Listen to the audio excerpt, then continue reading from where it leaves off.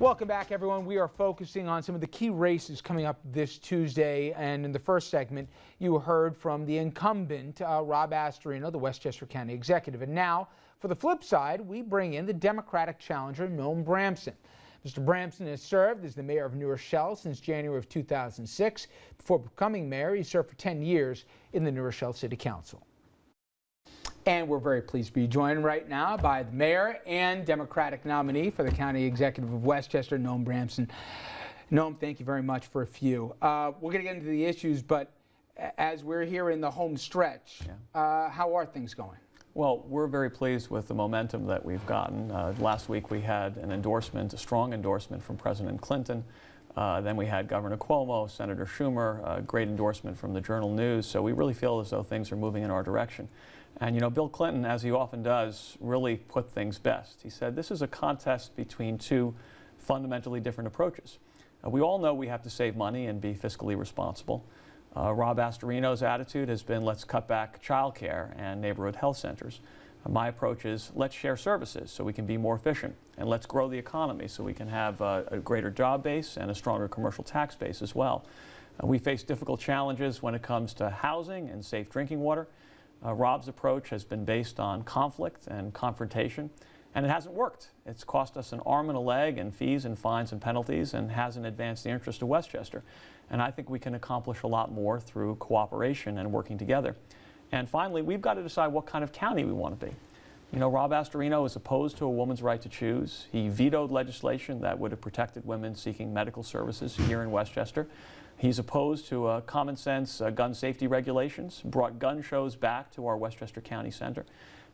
He is opposed to marriage equality.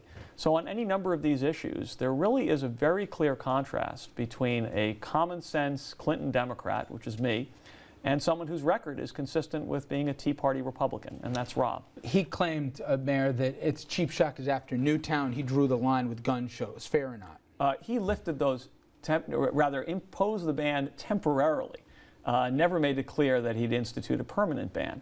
And I think that's really the test. And again, when it came to the New York SAFE Act, he was opposed to all of these sensible measures. So I respect the right of law-abiding, responsible citizens to keep and bear arms. But I must tell you, I've spoken to parents who have lost children. Several weeks ago, I was with Gabby Giffords, whose life is a testament to what gun violence can do. And if we're ever going to get our arms around this problem, we've got to have the courage to stand up to the gun lobby and stand instead on behalf of the families and communities that we represent. That's something that every leader has to do. And it is a fundamental difference between myself and Mr. Astorino. And when it comes to reproductive rights, there again, the county executive took direct action here in Westchester. He vetoed legislation that would have protected women from intimidation and bullying and harassment when they seek medical services, not somewhere else, here in our county. And that's an important distinction. And we have to remember there are other areas in which the county has influence. We have a safe storage law for guns. We regulate the manner in which permits are renewed and how background checks are applied to those permits. So to say that this is not a county issue is simply wrong. And beyond that, it speaks to the values that we apply to public life. It speaks to the balance that we set between community interests and other interests.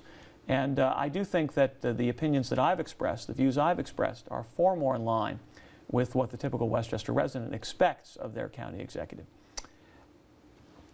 I moderated the last debate when Mr. Spano and Mr. Astorino, right before that election, and it was clear that the dominant theme on everyone's minds were property taxes. Mm-hmm. Rob Astorino said then, and he says now, a vote for me would and did guarantee that we'd keep our property taxes. We'd freeze them, if not even reduce them. A vote for Noam Bramson, it'll bring back the Spano days and hikes every year in affordability for the county. Well, what's true is that Rob Astorino's strategy over the last 4 years hasn't worked. He likes to point to the county portion of our tax levy, which is only about 1/6 of our overall bill, when in fact property taxes have continued to explode. People have shelled out more than $800 million for property tax increases since Rob Astorino took office. This was the highest tax county in America 4 years ago. It's still the highest tax county in America today. And if you look at who's actually presenting a coherent strategy that moves beyond slogans in order to control our tax burden, it's me. What about the record on the housing desegregation lawsuit? And specifically, what you do different if you were elected? Rob's contention is, if you capitulate here, the county's being singled out unfairly, and more than that, if there's a complete capitulation, the county's going to really take it on the chin. It's the job of his office to fight this tooth and nail. Well, the problem with the Astorino approach is not that he's been fighting. The problem is that he's been losing. His strategy has been an unmitigated disaster for Westchester County. It's cost us $20 million and counting in fees and fines and penalties and unnecessary legal expenses. And it hasn't advanced the interest of a single community or a single resident of this county. All it's done is unnecessarily prolong a divisive dispute.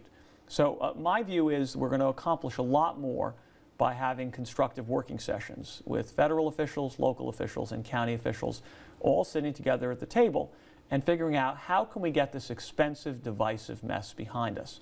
In fact, the job that remains ahead of us is really quite small. According to the latest Housing Monitors report, there are only 7 communities in Westchester that still require some additional examination. It's likely that the remedies, if any, in those 7 communities will be ones that can be worked out collaboratively without too much fuss. And that, to me, is a more intelligent approach. We've already lost $7.4 million as a result of the county's actions. There's another $13 million at risk, and I want to make sure we recapture every penny of that $13 million. And I'm confident we can accomplish that. And you know, this idea that Mr. Astorino keeps offering that, well, I'm going to stand up for principle and to heck with the consequences. That's exactly the attitude that Ted Cruz and the House Republicans had in Washington when they shut down the government. When you're in a leadership position, you have to be considerate of the consequences of your actions. It's not just what you think, it's what you do and how that plays out in real lives and real communities. So we've tried his approach and it hasn't worked. And I think it's time for a new approach. And we also have to keep in mind that the manner in which the county executive has characterized this settlement has no relationship to reality. There's nobody who would accept or is suggesting that we need to get rid of all of our local zoning codes. That's a fantasy. It's not true. Is there a different vision thing when it comes to the middle and lower middle classes of the county, in that the argument's been, hey, we just don't have the resources to have the safety net this county's had in the past for kids for relating to children's services and all those attendant programs surrounding it. And indirectly for the housing settlement, that you can't build affordable housing in all these different communities. That shouldn't be the county's job here. Not survival of the fittest, but the premise being that, you know, everybody's got to pull themselves up by the bootstraps. Do you have a different perception or not? I have a very different perception from Rob on the whole gamut of subjects that you just touched upon. And to be clear, I believe that the approach I have is both more humane and more fiscally responsible. I don't think those two goals are in tension with each other. You know, when Rob cuts back on childcare, makes it harder for working families to obtain childcare, imposes thousands of dollars of out-of-pocket expenses on other families who can least afford it, he's not just having an impact on those lives, hundreds and hundreds of lives here in Westchester County. He's making a lousy business decision. Because why is it that people need childcare? So they can hold on to a job, so they can demonstrate responsibility and structure to their own children, so they can be self-sufficient and self-reliant. And so when it becomes harder for working parents to obtain childcare, a larger number are going to end up on welfare, which costs all of us more. And as for the youngsters, if they don't get that quality accredited enrichment in the early years, and all the data tells us that's when you can have the biggest impact on the trajectory of an entire life. Those kids are going to show up in kindergarten less prepared to learn, which means that their own prospects are going to be diminished, and all of us are going to pay more for services K through 12. You cut back on neighborhood health centers, which are critical in terms of providing primary and preventative care to many families, you end up with more people in the hospitals, where the medical costs are even higher. You cut back on something like eviction prevention, you end up with a greater degree of homelessness, and we spend more on homeless shelters. So I don't think these are hard choices, as Mr. Astorino likes to describe them. These are dumb choices. And we've got to be smarter about how we allocate our scarce resources, so we're doing right by the people of Westchester, and we're also saving money for taxpayers. For the casual voter out there who's followed this on the periphery, your opponent has branded you, maybe not in his exact words, but lazy, greedy, who can't manage his own city. That you're a part-time mayor, that you're giving yourself a huge raise here, and that New Rochelle has got a whole host of problems, including being taxed through the teeth since you've been in office. It's wrong in almost every regard. So New Rochelle is a complex, diverse, complicated city. Large, 80,000 people. It's the second biggest city in Westchester County, with a host of urban and social policy issues. And not just for me, but for prior mayors as well, going back a generation or more. Doing the job effectively requires much more than a full-time commitment. And almost everybody in New Rochelle understands that. And frankly, I think Rob Astorino understands that as well.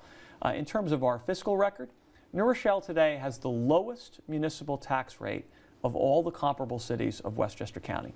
And in the time that I've been in office, the rate of change in the tax rate has also been the lowest of all the comparable cities of Westchester County. So we've shown that we can respect every penny that comes to us from taxpayers. In fact, Rob and I both served simultaneously in municipal government. He was on the Mount Pleasant Town Council while I was on the New Rochelle City Council for about 8 or 9 years.